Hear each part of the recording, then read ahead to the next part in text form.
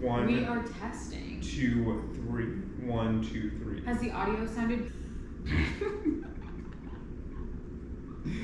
I mean, she isn't. And welcome back to Touche the Podcast. I'm Tally, and I'm joined by my lovely co-host, the man, the myth, the legend. Oh no. Really? Wesley! I think it's just my voice. No. Do you feel like I'm a quiet person? No. Okay. In no universe. Well, let's go, everyone. You're like, dude, shut up. I'm really happy to say that this is a whole episode, so lock in. Why don't we take up your mic a little bit here? Take it up. You know, she is a huge El Carlos biddy. There's true words were never spoken about me. Should we bring back? I haven't used the word biddy in like no, so that was long. wild. That was like a deep cut right there. I haven't used that since college, so let's bring that back. Obsessed. I would literally go. Train ride away from the Hirshhorn. Do you know any like liner stops that you took? I do not remember. Okay, so like we're all over. For sure, I get that. But Waldorf was very beautiful.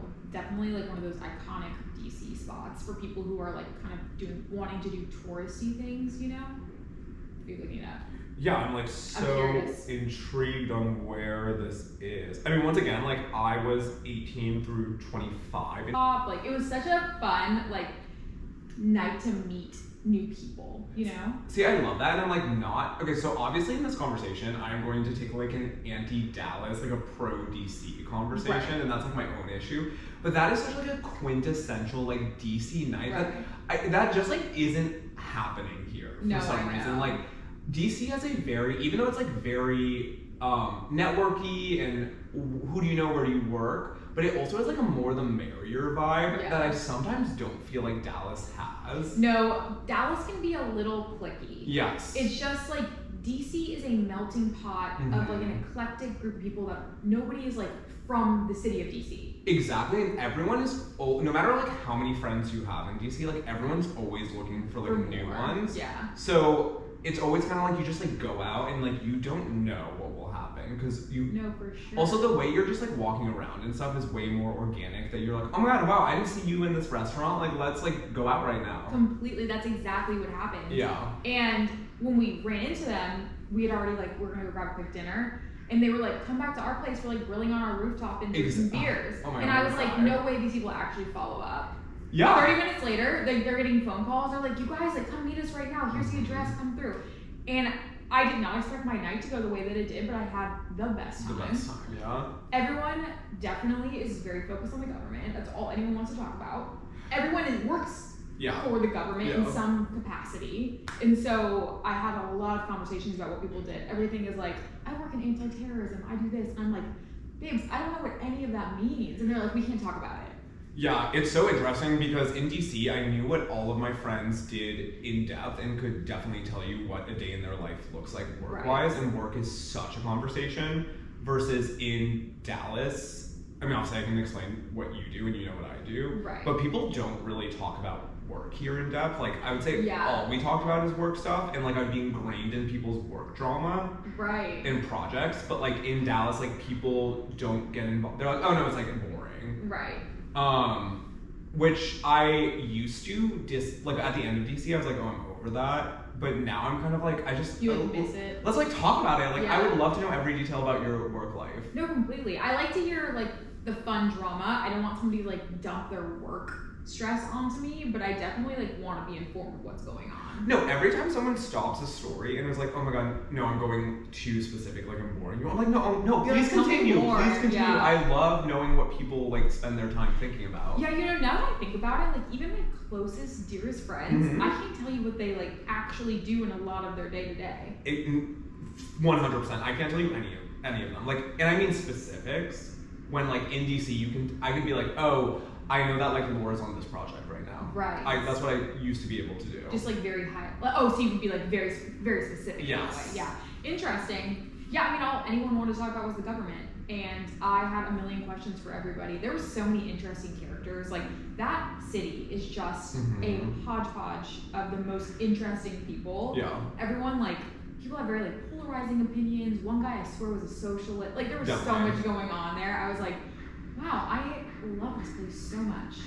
Yeah, Yeah, I have so many thoughts about this, and like the only people I talk about with politics now are my DC friends. For sure. Yeah. Even when politics gets brought up in Dallas, this is a controversial topic. I feel like the way politics gets talked about in DC is an open level conversation where we are talking to talk, and like people at different mindsets, people at different levels can talk and understand. When people in Dallas bring up politics, because it's not brought up as often, right. I feel as though everyone's talking about it in a way where they're just trying to be like, this is how smart and plugged in I am. Right. And I actually am not interested in your opinion or like interested in hearing your thoughts. I'm just telling you, hey, I'm smart, hey, I follow politics. No, for sure. Versus in DC, it was just like, I felt more comfortable talking about it with DC people. Right. Because I don't feel like I'm competing on anything. That's a very valid perspective. Yeah, I could see that. I didn't personally talk about any of my personal goals or thoughts about politics, but people were very willing and open, and I didn't hear anybody have like a negative debate or have like malice with their intentions behind what they were trying to say about politics. So I definitely agree with that. Yeah. But I did think it was really that was very interesting, and like I don't care and be like fully immersed. I think that would be like something I actually started to care about way more. I mean, it just becomes such a like at work meetings we would talk about it. That's like, wild. You could never do that at our company. Nobody. No, I don't think anyone at our office has ever talked about politics. I've never heard someone talk about politics because it's like a very taboo professional environment topic for most like corporate places, especially in our area. Right. So yeah, interesting, but I loved it so much. Like she teaches workout classes right now, which is figuring things out. So we did a workout class, and we were feeling very local besides the mall. We were like all over the mall. Okay, but like even the touristy thing, you should never stop being a tourist in your own city. Like even in my last years in DC, after I'd been there forever, I was still going to the monuments like maybe every other weekend. Like it's just fun to walk around. That's so funny you say this because my friend, I asked her, they hadn't been there for a year it's been about 10 months. And I was like, so do you feel desensitized to the monuments yet? And she goes, they say if you start to feel desensitized, it's time for you to leave the city. For sure. I never felt desensitized. Right, exactly. The best example, and I'm about to blow up Laura's spot right now, we had this bit where like every time we would Uber home from the bars, so we lived in Navy Yard, and most of the bars are on the other side of the mall. So you get to like Uber through the Washington Monument and the Lincoln and the Jefferson sometimes when you're coming home. And we would get emotional every time we Ubered home, and it was just nighttime at 3 a.m. and all the monuments were lit up, and we would never ever like get over that moment. For sure. That means you were destined to be in that city for sure. Oh, don't tell me that. I know. Because ever since you went, and then Peter went the other weekend, and so I was just tracking everyone's location all the time, and I obviously I'm turning 30, so I'm just in one of those moments being like, what am I doing with my life? And I never thought I'd want to move back, but I've been recently in moments where I'm like, I would be so okay if for some reason life led me back to DC. My only thing about it would be it's a very hard dating city according to all the people I talk to. Like I was talking to one of their friends, and he was like, it's impossible to date here. Like people are interested, but then there's always some sort of like hidden agenda. I imagine it's not as black and white as that, but I'm like so curious what it would be like to date another city than Dallas. Yeah, I mean like obviously we would have very different perspectives. Given that I've had significantly more boyfriends in DC than Dallas, so true. I find that hard. Like I get what people are saying. I think at this age it might be harder than when I was younger. I think dating for you in Dallas would be a lot better than dating in DC. That makes sense. You would get very tired very quick with the games. Right, exactly. Living in DC is kind of like one giant game of Big Brother. For sure, which is probably why you love it so much. For sure. It was great though.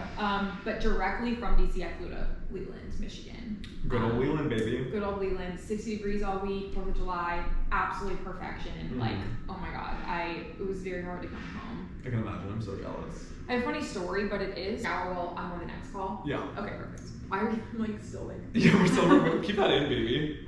Where's my remote? Okay. Let me just log us off this before